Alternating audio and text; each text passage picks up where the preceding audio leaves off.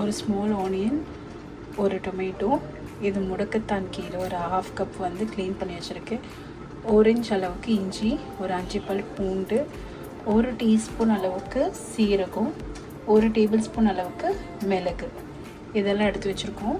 So மிளகு, சீரகம், இஞ்சி, பூண்டை வந்து இடித்து தனியாக எடுத்து வச்சுக்க போகிறோம். மீதியெல்லாம் வந்து குக்கரில் டைரெக்டாக போட்டுடலாம்.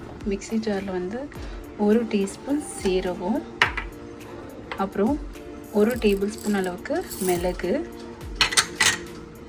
அப்புறம் 5 பல் பூண்டு, 1 இன்ச் இஞ்சி, இது எல்லாமே வந்து நம்ம ஃபைனாக சாப் பண்ணிக்க போகிறோம். அப்புறம் கூட வந்து கொஞ்சமாக வெங்காயம்,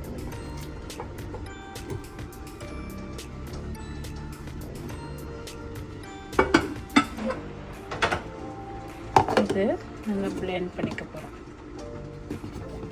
இந்த மாதிரி கோஸாக அடித்து வச்சுக்கோங்க.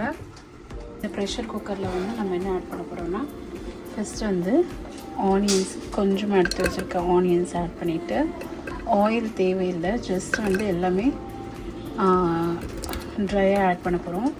ஸோ ஆனியன்ஸ் அண்ட் டொமேட்டோஸ், அதுக்கப்புறம் இந்த இலை முடக்கத்தான் கீரை, இதை ஆட் பண்ணிவிட்டு இதோட நம்ம இந்த அரைச்சி வச்ச மசாலையும் சேர்த்துக்க போகிறோம்.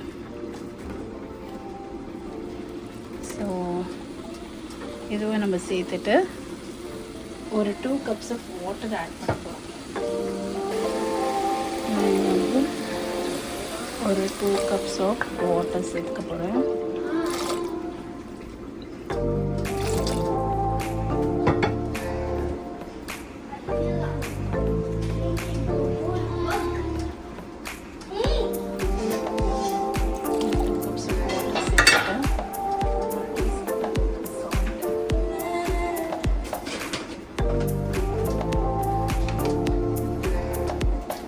One teaspoon salt.